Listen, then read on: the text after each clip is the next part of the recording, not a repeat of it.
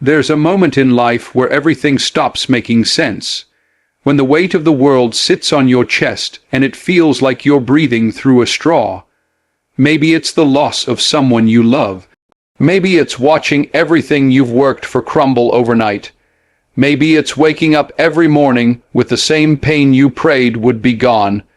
In those moments, it's easy to believe you've been abandoned, that God left the building, that heaven went silent when you needed answers the most.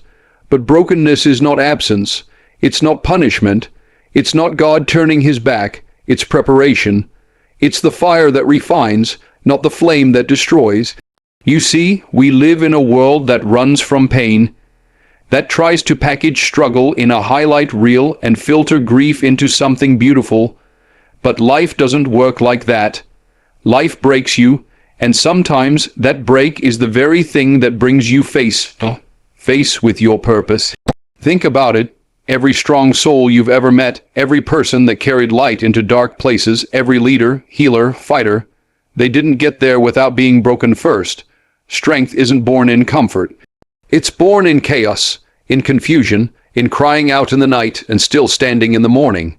It's in the waiting room where you thought healing would come and didn't.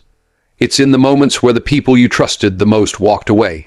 It's in the silence where you begged God for answers and only heard your own heartbeat. But that silence wasn't empty. It was God doing his deepest work in you, chiseling away the fear, stripping down the pride, sharpening your soul for something you can't yet see. Preparation looks like pain before it looks like power. It looks like loneliness before leadership, like heartbreak before healing, like wilderness before destiny. Joseph was thrown into a pit before he ever wore the crown. Moses was exiled in the desert before he ever led his people. Even Jesus, he wept, he bled, he was betrayed before he rose. There is a pattern in the pain, a blueprint in the brokenness, and it's all leading somewhere. Even if you can't see it yet, you think you're being buried, but maybe you're being planted. Maybe what feels like the end is actually the beginning of something greater than you imagined. Maybe the dark soil you're trapped in now is the exact environment needed for your roots to grow deep. Because anything that grows strong has to grow through resistance. You are not forgotten in your struggle. You are not being punished, you are being positioned. Every tear, every sleepless night, every ache in your soul is building something unshakable in you. Something eternal, something powerful. You're being prepared for what you prayed for. And preparation doesn't always feel like progress, but it is. So don't curse the breaking, don't rush through it, don't waste it. Let it shape you, let it teach you.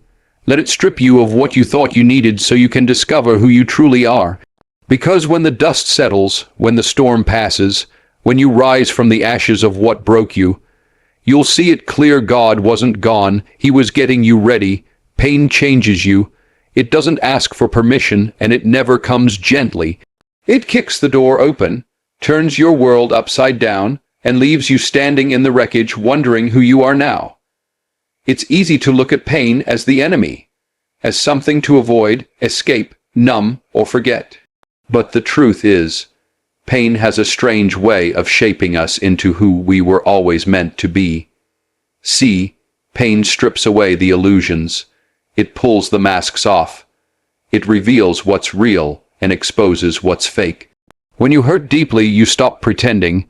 You stop playing roles for people who don't care. You stop chasing things that were never meant for you. Pain brings clarity. It forces you to confront your reflection, your flaws, your fears. And in that confrontation, something new begins to form. We often think purpose shows up in moments of peace, in success, in applause. But real purpose is born in the fire, in the moments you thought would break you, in the moments where there was no way forward, but you moved anyway. That's where purpose takes shape. Not in what you did when things were easy, but in how you responded when everything was falling apart. Pain has a way of pointing you toward your calling. Sometimes it's not until you've been shattered that you discover what you were created to carry. Maybe you had to go through heartbreak so you could understand what love truly means. Maybe you had to walk through loss so you could help others heal. Maybe your pain was never just about you. It was about the people on the other side of your testimony, because pain gives you empathy. It softens you. It stretches your capacity to care, to connect, to feel. It humbles you. You stop judging others because you've bled too. You stop offering quick solutions because you know what it's like to suffer in silence. Pain makes your heart bigger, and that's a dangerous kind of power. You don't have to let pain define you, but you can let it refine you. You can let it show you what you're made of. You can let it sharpen you. Some of the strongest people you know didn't get there through ease. They got there by walking through fire and refusing to quit. They turned their pain into purpose. They didn't let their scars become chains. They let their wounds become windows of wisdom. And the beauty of purpose forged in pain is that it can't be taken from you. It's not based on your title, your income, your image, or anyone's approval. It's rooted in truth. It's written in your tears. It's anchored in your soul. That kind of purpose is unshakable. Don't waste your pain. Don't run from it. Don't hide it under a fake smile or bury it in distraction. Face it. Learn from it. Let it speak. And when it's done speaking, let it launch you. Let it move you. Let it fuel you to help someone else out of the same pit you were once in. You're not here by accident. That thing you went through, it's not the end of your story. It might just be the beginning of your mission. The world doesn't need more perfection. It needs people who have been through real storms and still chose to rise. Because what hurt you might just be what heals someone else. There are seasons in life where heaven feels quiet. You pray, and the only thing you hear is your own voice bouncing off the walls. You cry out in desperation, and it feels like nothing answers back. You search for signs, for clarity, for peace. But all you get is silence, and in that silence, doubt starts to whisper. Maybe God isn't listening, maybe He doesn't care, maybe He isn't even there at all. But silence doesn't mean absence. Just because you can't hear God doesn't mean He isn't speaking. Just because you can't see Him doesn't mean He's not working. There are moments when the teacher is silent, not because he's left the room, but because you're in the middle of a test of trust, a test of endurance, a test of whether your faith is based on feelings or foundation. We want God to speak through burning bushes and thunderclaps, but more often, He speaks through the quiet unfolding of time, through closed doors that protected you from what you couldn't see, through delayed answers that forced you to grow, through heartbreaks that broke something open in you that comfort never could. You thought He was silent, but He was actually shaping you in the silence. Silence is where roots grow. It's where character is forged. When there's no applause, no confirmation, no obvious sign, yet you still keep walking, still keep praying, still keep hoping. That's when your faith becomes real. That's when you learn what it truly means to trust. God isn't distant in your silence. He's closer than you think.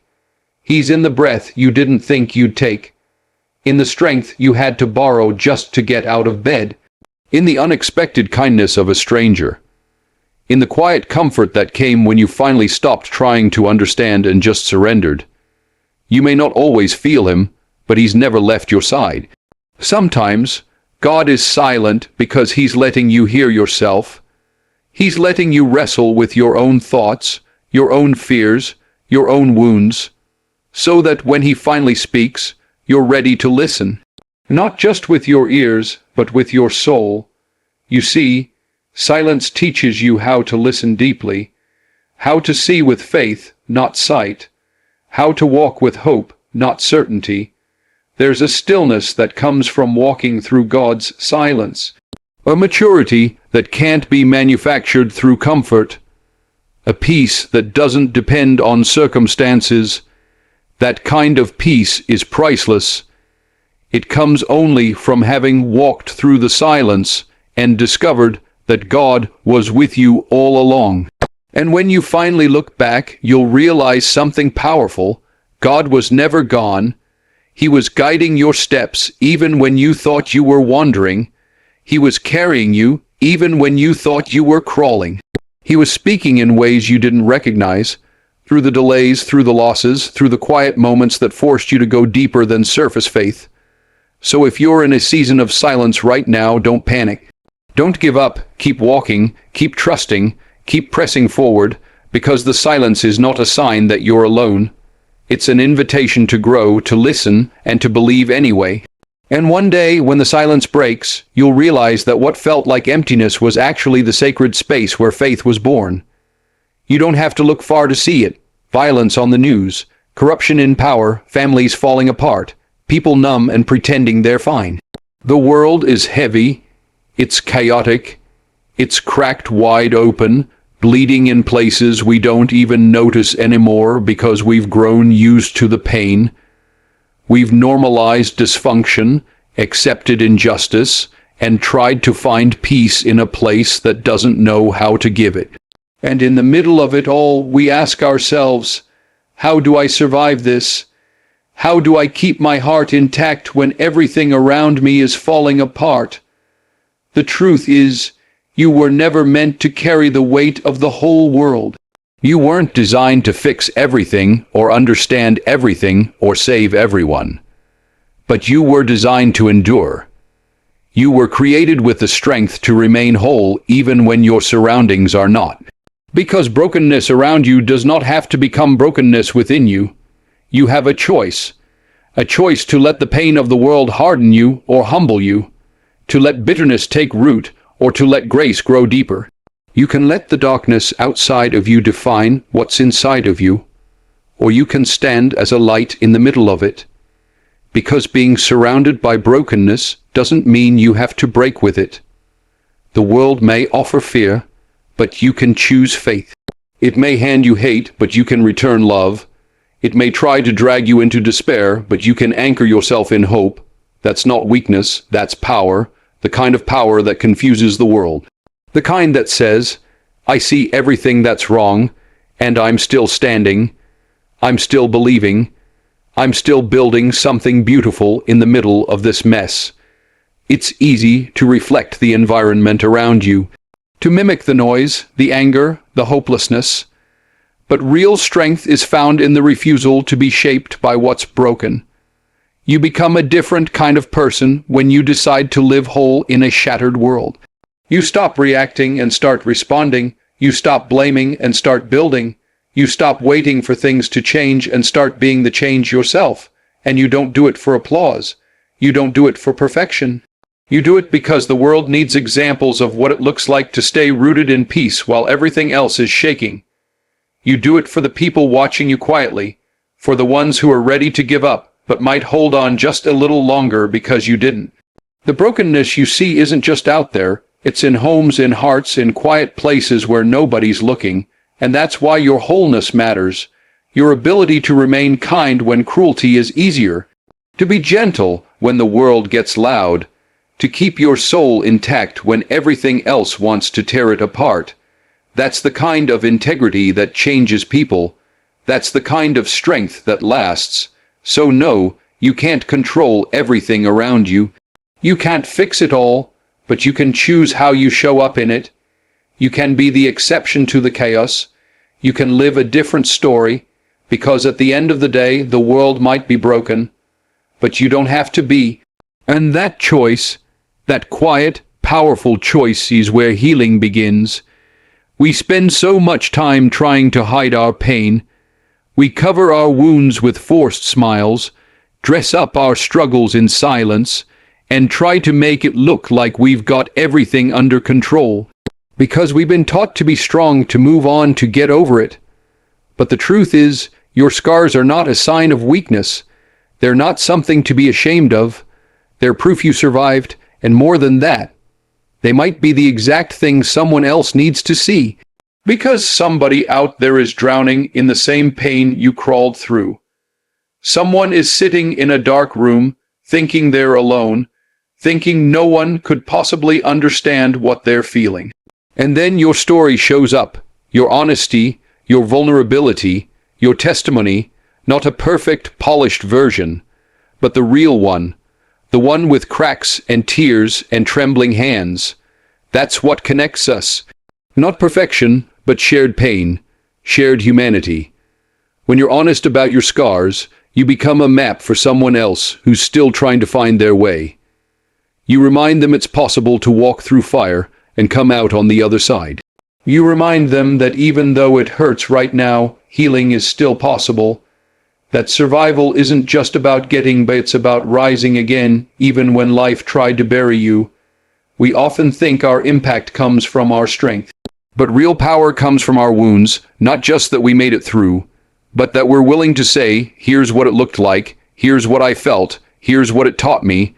That kind of transparency, it's rare, it's raw, and it's exactly what this broken world needs. Your scars carry stories, and those stories carry power, not because they glorify the pain, but because they point to the resilience. They point to the grace that carried you when you couldn't walk. They point to the growth that came from seasons you thought would destroy you. And every time you share what you've been through, you give someone else permission to believe that maybe they'll get through it too. Don't underestimate what your survival means to someone else. Don't downplay your healing journey because it doesn't look as fast or as clean as you wanted. Progress is messy, growth is slow, but every step you've taken matters. Every scar you carry is a chapter in someone else's survival manual. You're not here to live a silent life behind a mask of strength. You're here to be a light, a reminder, a voice that says, I've been there too, and you're not alone. Because healing doesn't just happen in isolation.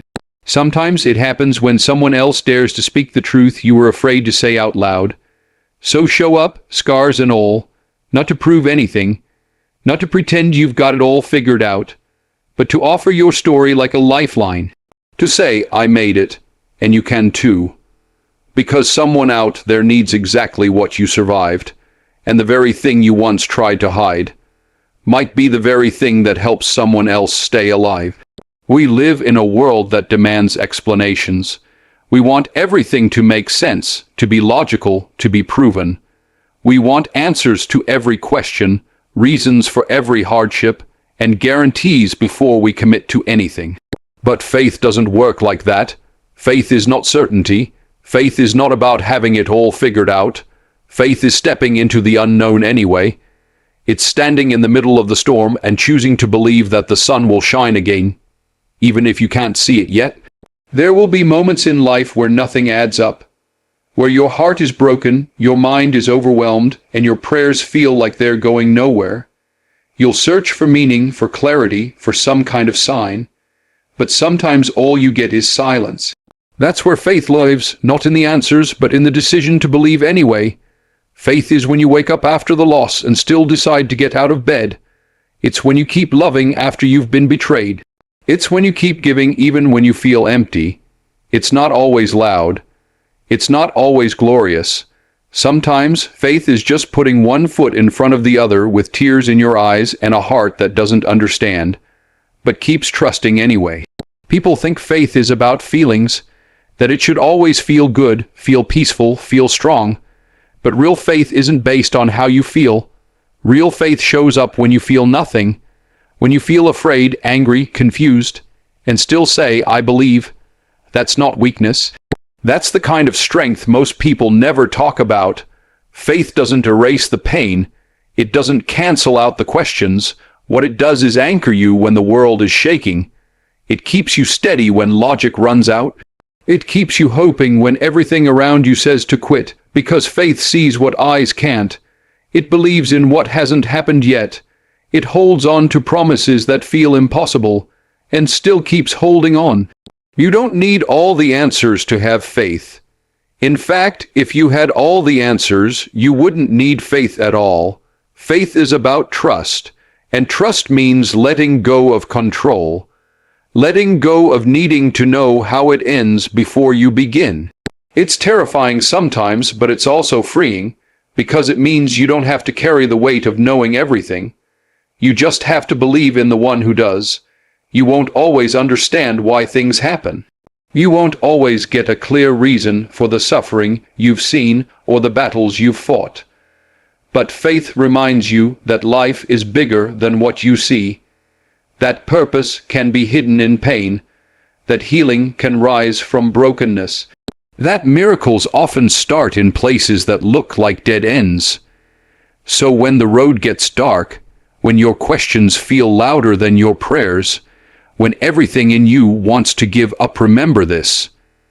Faith is not about having the answers. It's about choosing to believe in something greater than your understanding. It's about saying, even if I don't see it, I know it's coming. Even if I don't feel it, I know I'm not alone. Even if I don't understand it, I know there's a reason. And sometimes the most powerful thing you can do is believe anyway.